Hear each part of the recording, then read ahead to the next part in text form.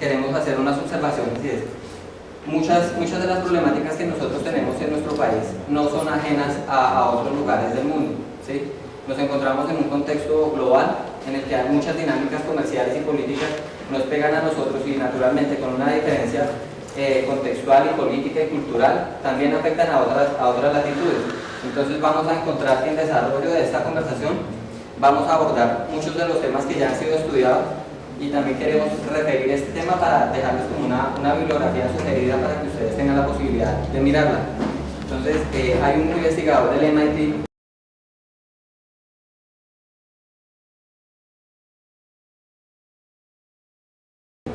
que desarrolló un estudio sobre la movilidad en los países en desarrollo y encuentra que hay unas características de movilidad propias de esos países, sobre las cuales queremos hacer claridad porque son elementos que vamos a estar encontrando a lo largo de las presentaciones y seguramente a muchos de estos problemas ustedes desde su quehacer han querido darle solución.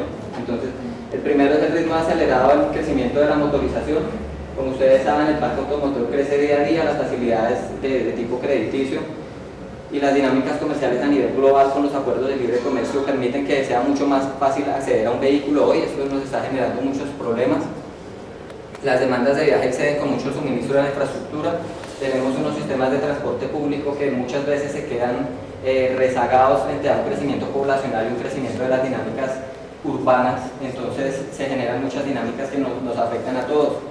El tercero es un intenso deseo de tener automóvil y usarlo, porque lamentablemente nos encontramos en un escenario en el que juega un papel muy importante el estatus y la forma en que nosotros percibimos el progreso y el desarrollo en la sociedad. Entonces ese es un problema muy grande porque no hemos logrado desarrollar otro tipo de cultura en el que de pronto el estatus no se muestre por la clase de vehículo que conduzco, ni si llego a mi clase o a mi trabajo en carro, sino que miremos eso desde una perspectiva mucho más compleja. También tenemos una estructura urbana incompatible con la motorización. No podemos pretender que las administraciones públicas hagan tantas vías como carros queremos tener en la ciudad. Entonces es un elemento que tenemos que involucrar también. Existen muchas diferencias en el tipo de desempeño vehicular. Todos sabemos que tenemos diferentes tipos de automóviles circulando en nuestra ciudad y ese tipo de diferencias, cuando no se hacen en un marco de orden, genera unas dinámicas de conflicto. Tenemos también el inadecuado mantenimiento de calles y carreteras. Para todos es bien conocido el estado de la malla vial y las dificultades que se presentan dentro de la infraestructura urbana. También tenemos la respuesta irregular al impacto provocado por las nuevas construcciones. Muchas veces pensamos en dar soluciones de vivienda sin pensar en los servicios complementarios que tenemos que garantizar para la población. Entonces muchos de los centros habitacionales no cuentan con una oferta de servicios de transporte público eficiente, dinámica que también genera ese tipo de problemas. Tenemos un problema muy grave que es la débil disciplina del conductor. Tenemos conductores que casi siempre están pensando en sus intereses en todo tipo de vehículo y no nos ha permitido tener un escenario en el que actuemos con orden y con el cumplimiento de las normas de una manera muy eficiente. También tenemos las menos restricciones legales en el uso de las nuevas tecnologías, porque muchas veces para poder abordar o incorporar elementos en los sistemas de movilidad se necesita cierto tipo de aprobación de parte de las autoridades, o la implementación de tecnologías, por ejemplo, en el parque automotor requiere de la decisión y del compromiso de instituciones privadas y públicas. Entonces eso es como un cuello de botella que tenemos y que también no nos permite que aún teniendo ya las herramientas tecnológicas nos apropiemos efectivamente de ellas. Y tenemos un muy limitado acuerdo en torno a los criterios de planificación. Pensar cómo es la ciudad, cómo la tenemos que desarrollar, cuál es la forma en la que vamos a abordar esa construcción de ciudades desde una perspectiva mucho más amplia que no solamente incluya la mirada de cada gobierno, sino que incluya un proyecto de ciudad. Es un elemento que a nivel de los países en desarrollo es muy fuerte, porque las dinámicas políticas hacen que cada quien que quiera como visibilizar y priorizar sus estrategias de trabajo y sus propuestas, y muchas veces se dejan de lado criterios de planificación que de pronto han sido trabajados y abordados con anterioridad. Entonces no le damos continuidad a muchos proyectos con los que ya contábamos.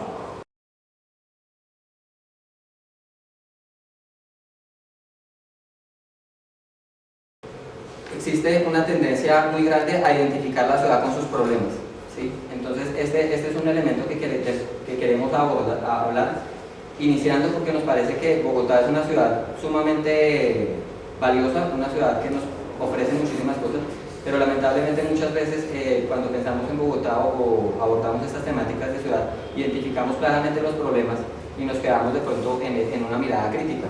Entonces también queremos como ampliar ese horizonte y ver que muchos de los problemas que nosotros tenemos en materia de movilidad vienen como resultado de unas cosas sumamente valiosas que tenemos en Bogotá, como ser una ciudad sumamente competitiva, con una oferta laboral y académica sumamente grande.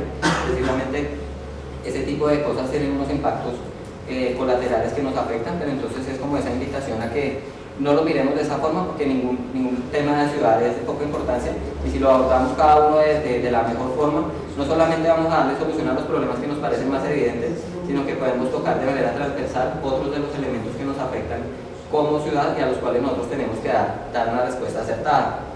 Al hablar de que Bogotá es una ciudad sumamente competitiva, pues quería mostrarles estas gráficas. Estas gráficas van a ser muy recurrentes en la presentación. Corresponden a un estudio de movilidad que realizó la Secretaría de Movilidad para 2012, con un barrido histórico de varios años atrás que nos permite hacer unas comparaciones con la tendencia de varios años. Entonces me parece que es un estudio muy pertinente en el cual me baso en gran parte de la presentación. Entonces, por ejemplo, en este cuadro nosotros vemos que el 88% de los viajes tienen como motivo trabajo o estudio, ¿sí? Entonces es un elemento que tenemos que tener muy en cuenta, porque seguramente si nosotros vamos y preguntamos en un municipio intermedio, no van a tener este tipo de problemas de congestión vehicular y de falta de oferta de servicio de transporte público, porque seguramente no tienen el mismo dinamismo que tiene Bogotá, la ciudad más competitiva de Colombia. Entonces me parece que es muy importante hacer énfasis en eso. Todas las propuestas que nosotros hagamos y todas las temáticas que nosotros hagamos en esta mesa de diálogo forma parte de un gran esquema que es el sistema de movilidad. El sistema de movilidad se encuentra dividido en 4 subsistemas, entonces muchas de las temáticas que nosotros abordemos y la propuesta que vamos a hacer a las autoridades del distrito va a estar enfocada en este cuadro, atendiendo naturalmente a unos criterios de la Bogotá humana, que son los ejes principales sobre los cuales gira el evento del cual formamos parte. Entonces vamos a hablar mucho del subsistema vial, del subsistema de transporte, del subsistema de regulación y control del tráfico y del subsistema peatonal.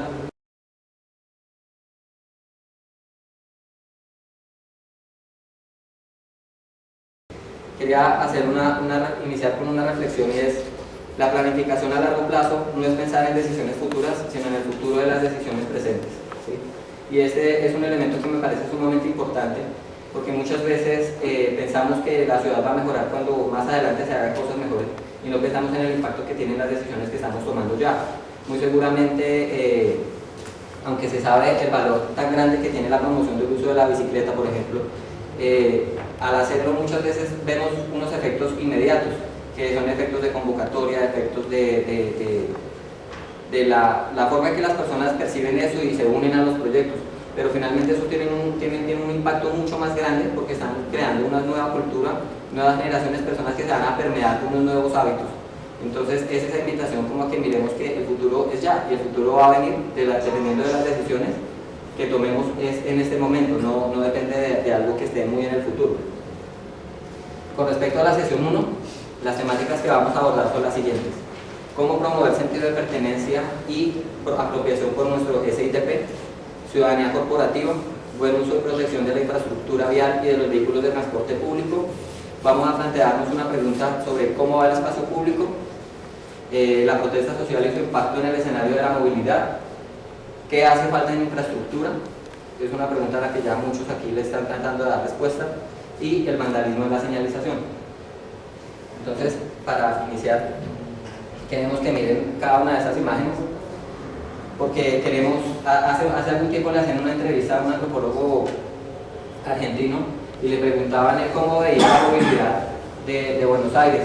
Entonces él hacía un tipo de reflexiones en las que miraba que definitivamente podemos tener toda la tecnología que queramos y la infraestructura más elaborada, pero el factor humano juega un papel muy importante. De ahí que, aunque parezca que no tiene nada que ver, se aborda este tema y se le pregunta a un antropólogo. Entonces él dice: los espacios viales solo tienen el sentido que le dan los actores sociales, ¿sí? Entonces esa es una de las grandes preguntas que nosotros nos tenemos que hacer.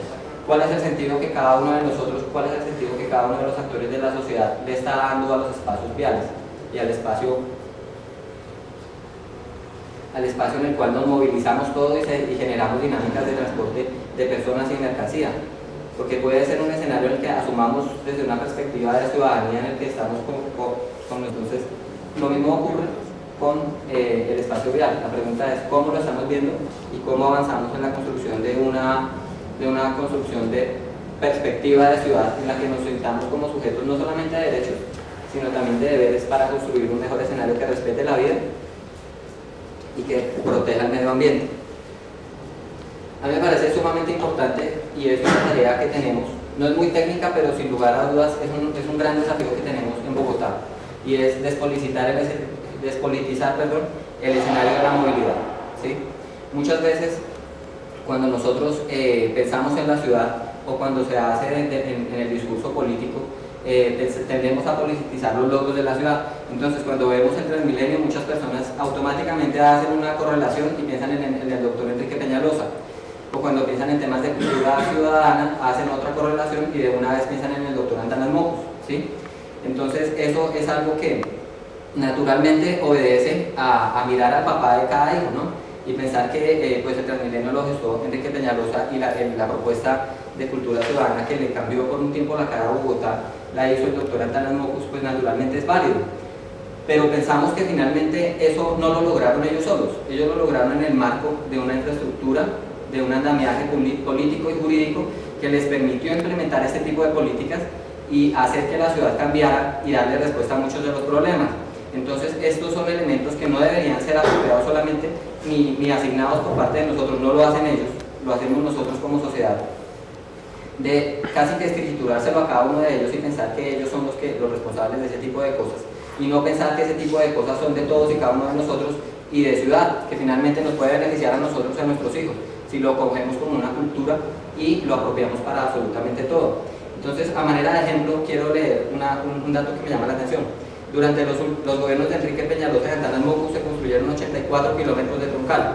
Durante los gobiernos de Luis Eduardo Garzón y Samuel Moreno se construyeron 20 kilómetros, ¿sí? Entonces, es ver cómo una implementación que se quería hacer del transporte público en Bogotá con el sistema Transmilenio, que estaba concebida para 9 fases y que se iba a construir hasta 2030, encuentra una dinámica política que le quita dinamismo y que no le permite avanzar más. Posteriormente eso crea el espacio para que encontremos el escenario de corrupción en el que todos sabemos que está sumida gran parte de la fase 3, o estuvo sumida gran parte de la fase 3, que nos ha retrasado este tipo de construcción que nos beneficia a todos.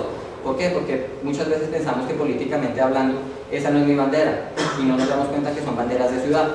Entonces eso con respecto al Transmilenio, con respecto a la cultura ciudadana. El enfoque de cultura ciudadana se perdió, se dejó de lado después de que salieran Antanas Mocus y Enrique Peñalosa de las alcaldías, y ahora se atiende a otros criterios, pero entonces estamos dejando de lado unos esquemas que ya han mostrado ser efectivos y que le han cambiado la cara a la ciudad. Entonces es mirar eso como para tratar de replantear la forma en que percibimos estos logros de ciudad.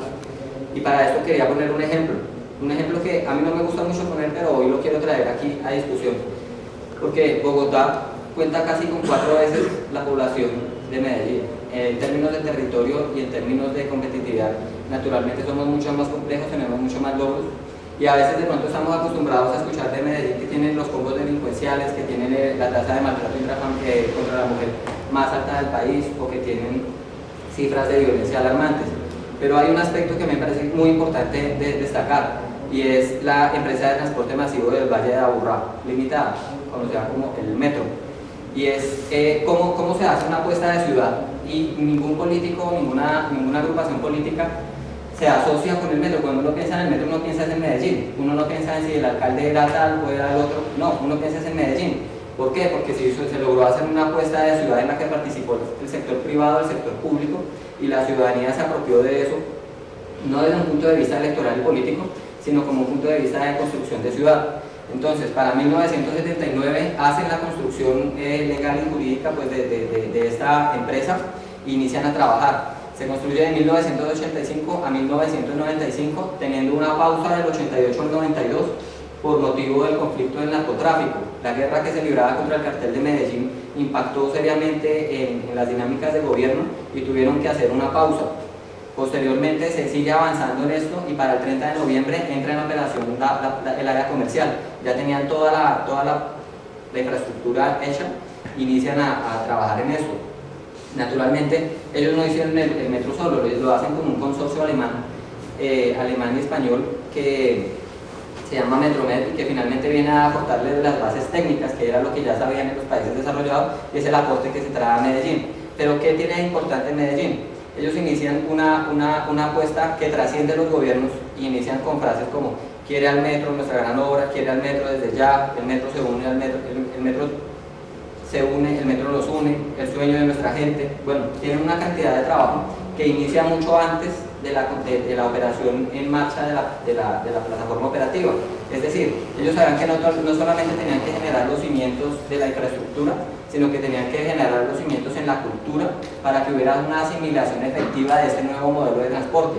Entonces es algo que me parece sumamente importante. En el 94, un año antes de que entrara en operación, inicia una campaña que se llama Quiéreme, soy tuyo, y así funciona el metro. Y en el 95, cuando inician otras campañas como lo vimos nacer, crecer, dar sus primeros pasos, inician una capacitación mucho más fuerte para que las personas hicieran un correcto uso del sistema.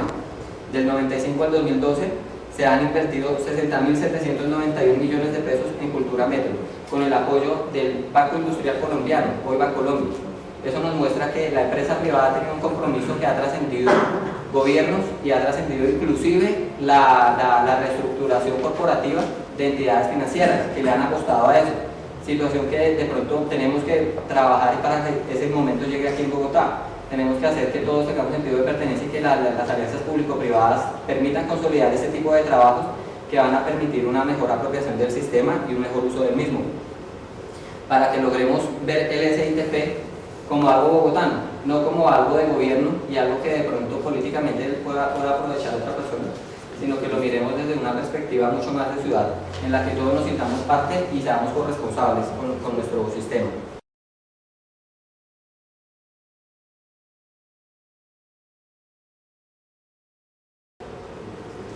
También nos parece importante hablar sobre la ciudadanía corporativa, porque así como nosotros abordamos la perspectiva de ciudadanía como individuos y cada uno de nosotros es sujeto de ella, también ocurre lo mismo. Estamos en una democracia liberal en el que la empresa privada tiene un lugar preponderante. Entonces también es importante hacer un llamado a la ciudadanía corporativa. Finalmente las personas jurídicas también tienen unas acciones que tienen un impacto en nuestra ciudad. Sus acciones y sus omisiones finalmente nos tocan a todos. Entonces nosotros tenemos una sección en la que hablamos de temas de cultura ciudadana y promovemos como queremos mirar las dos caras, el gamberrismo, que es el término adecuado para expresar las personas que no se comportan de manera cívica, o el civismo. Entonces queremos reflejar muchas cosas porque así como pasan cosas malas en Bogotá, pasan cosas muy buenas.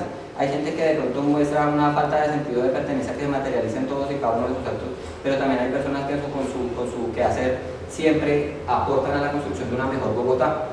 Entonces, a manera de ejemplo, quería mostrarles de la ciudadanía corporativa una empresa de buses que estableció una ruta de operación en una calle en la cual sus vehículos no pueden pasar, pero para poder pasar pues tienen que utilizar el espacio público y rompieron volardos, andén y establecieron esa ruta de operación ahí. Se lucran de nuestra ciudad y la destruyen. Entonces me parece algo que está sumamente grave.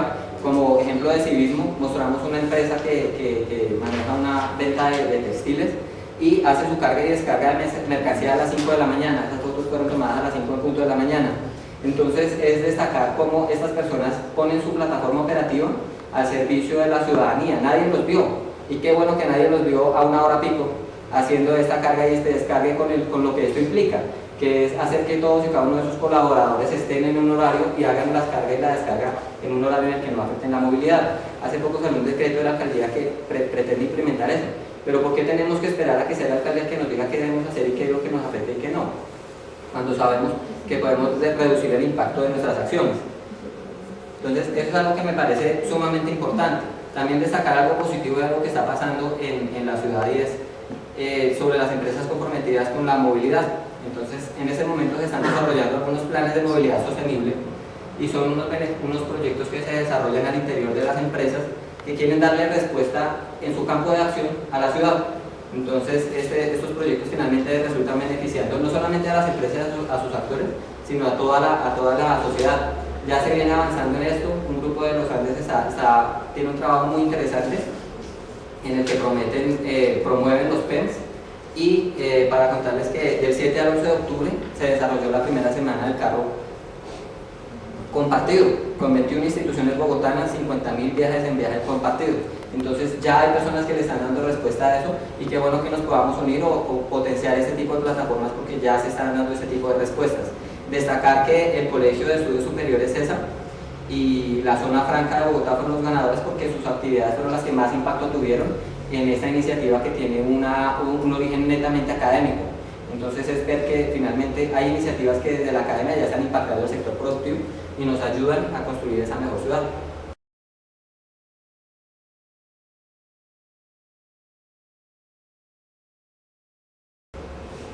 Otro aspecto que quería destacar es el buen uso y la protección de la infraestructura vial y de los vehículos de transporte público, porque definitivamente no todo depende de Transmilenio y de los operadores. ¿Cuál es nuestra responsabilidad?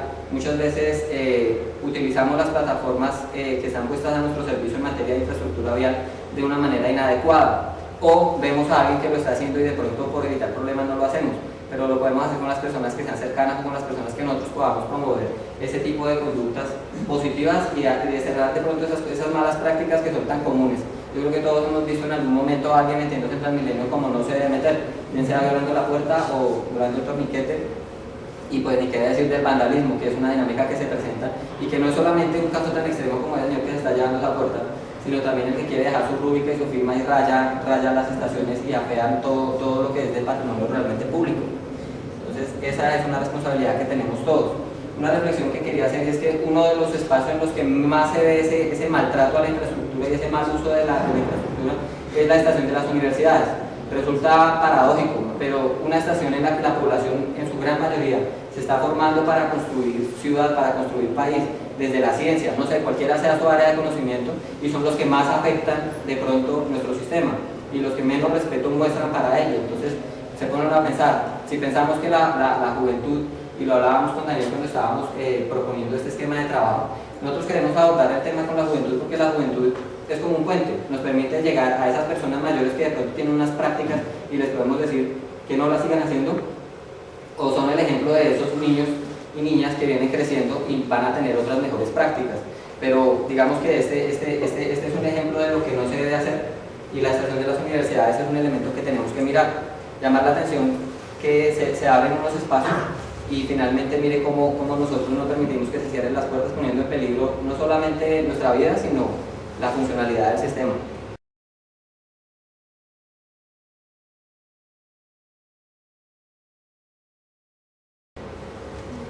Con respecto al espacio público, queríamos plantear una reflexión, y es el espacio público es un tema naturalmente de hábitat y de movilidad, pero muchas veces nosotros lo pensamos más desde la perspectiva de movilidad.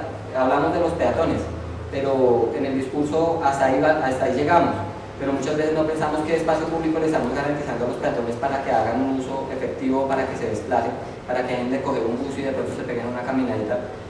Ese tipo de cosas no las estamos teniendo en cuenta, pero consideramos que no podemos dejar que esa responsabilidad recaiga única y exclusivamente sobre el sector movilidad. Esta responsabilidad involucra a muchos actores. Entonces quería comentar que sobre el impacto de la informalidad tenemos que atacar varias dinámicas que se generan en el espacio público: el contrabando, la pornografía, la violación de derechos de autor, la competencia desleal, la inseguridad, la higiene y la insalubridad. Con respecto al contrabando, todas esas marchas y todas esas protestas que hacen nuestros compatriotas del sector del Restrepo, que tienen una industria de calzado bien conocida por todos y cada uno de nosotros, y que se ven afectadas por zapatos que llegan a 5.000, 10.000 pesos y que ofertan en la calle. Entonces es una dinámica que estamos haciendo un mal uso del espacio público, pero pensamos que son todas las instituciones las que deben llegar a este espacio para recuperarlo y entregárselo a la ciudadanía. Este es un tema netamente de desarrollo económico. Las personas que hacen esto no lo hacen porque sean no sé, colegas de Osama Bin Laden, no son terroristas, no son pues, lo peor que le ha pasado a la humanidad, no lo son. Son personas que están buscando una respuesta a su día a día, ¿sí? Y están buscando una respuesta en el desarrollo económico en el marco de la informalidad, pero eso nos afecta y nos está generando muchas dinámicas, además de que a ellos los afecta sumamente, de una manera sumamente grave este tipo de dinámicas. ¿Por qué? Porque se generan también dinámicas de trabajo infantil. Trabajar a la intemperie es una situación que realmente no permite un desarrollo personal muy alto y pone en riesgo la salud de la población. Entonces pensamos que este tema debe ser abordado desde múltiples sectores y son ideas a las que también tenemos que tratar de darle solución, porque afectan nuestro espacio público. Queríamos hacer énfasis en eso, ¿no? Pues decir que el espacio público finalmente requiere del control de toda la administración, requiere de nuestra participación como estudiantes de universidad, mirar cómo podemos hacer que el espacio público deje de ser como esa tierra de todos y de nadie y nos apropiemos de eso desde una perspectiva mucho más compleja de pensar qué hace movilidad.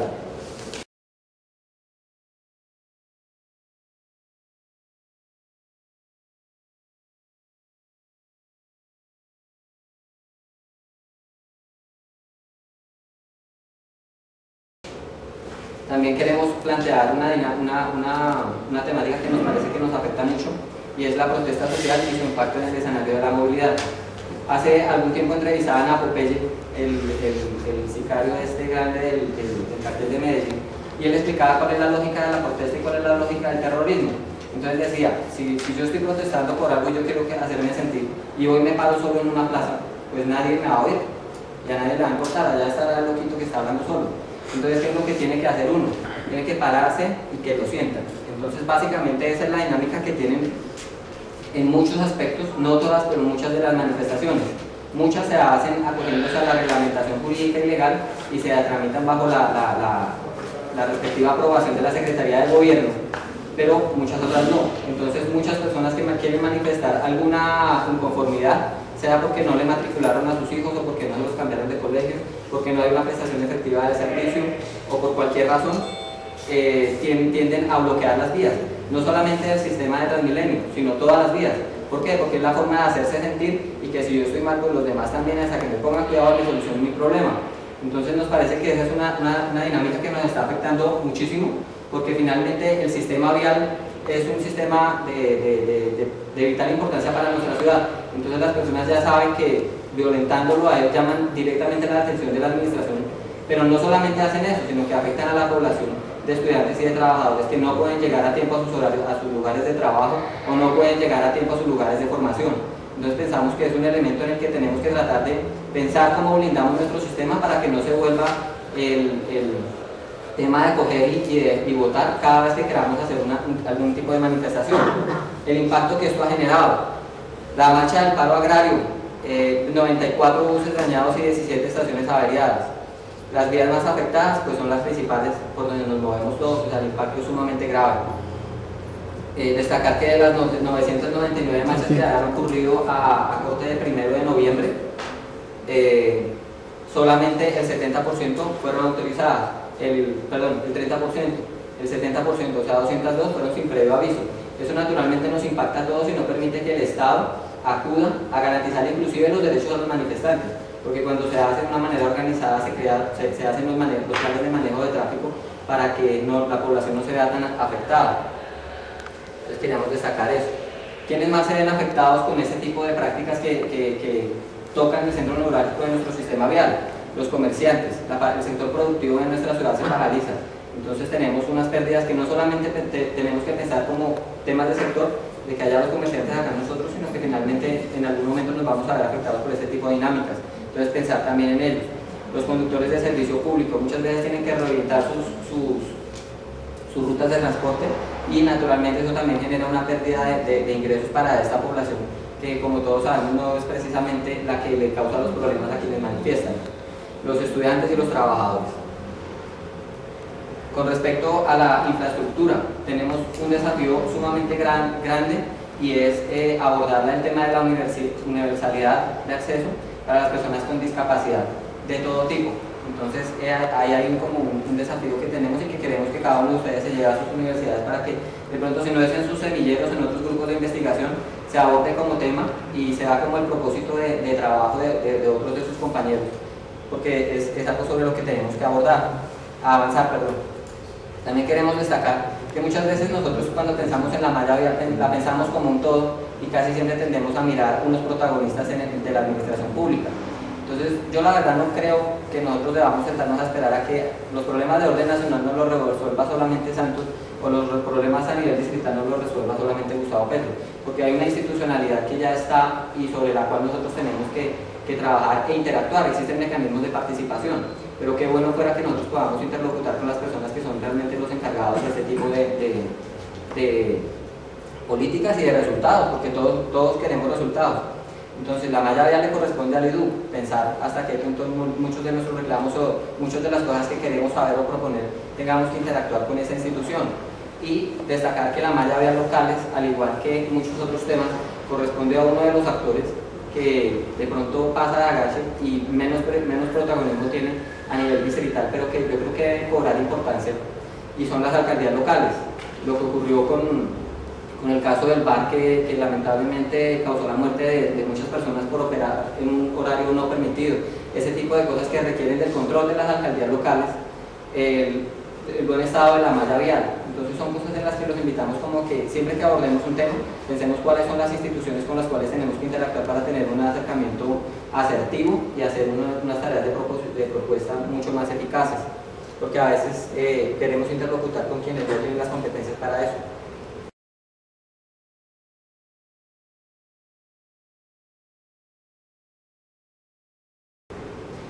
Hay dos conceptos sobre los cuales a nosotros nos parece muy importante que ustedes que están proponiendo, por ejemplo, temas de infraestructura o temas de una nueva flota operativa, deben tener en cuenta, y son sumamente importantes porque nos ayudan a darle problemas a otros elementos de ciudad que nos afectan de manera transversal y que van más allá de la movilidad.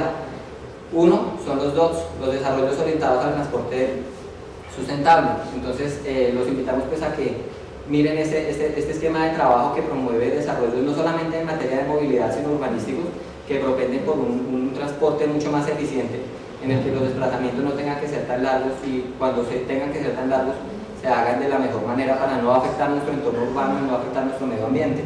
Entonces esa es una perspectiva de análisis que los invitamos a mirar. Y la otra es la prevención del crimen mediante el diseño ambiental. Y ocurre que ya hay trabajos desarrollados en mirar cómo la infraestructura y la forma en la que nosotros construimos nuestras edificaciones o nuestros espacios públicos afectan nuestra seguridad, ¿sí? No es casual que se presenten tantos casos de violación en Patio Bonito, donde hay unos potreros sumamente grandes con unos pasos que poco se cuidan, no solamente por negligencia, sino por temas de propiedad y por unos temas jurídicos, pero que crean el escenario para que sin iluminación, con espacios totalmente abandonados donde muchas veces no se ejerce la autoridad, pues es muy difícil que un policía se meta en un potrero a mirar qué está pasando en un potrero, pero que finalmente nos pegan y nos tocan a todos. Porque es tan fácil entrar a las estaciones de Transmilenio desde afuera, porque es tan fácil salirse de ella, así como puede ser fácil para el joven del colegio público que de pronto en el momento no tiene para pagar el transporte, puede ser igual o más fácil para el que quiere ir y robarse el reloj o el celular que vio. Entonces es un tema sumamente importante porque mediante esta perspectiva podemos hacerle mucho más difícil la tarea a los delincuentes y crear también condiciones de seguridad vial mucho más óptimas para todos y cada uno de nosotros. Entonces queremos dejarles esas dos perspectivas como para que las tengan en cuenta. La ciudad no es un problema sino la solución. Es pensar en eso y pensar cómo cada una de nuestras actuaciones pueden llegar a impactar muchos temas que no solamente tienen que ver con la movilidad.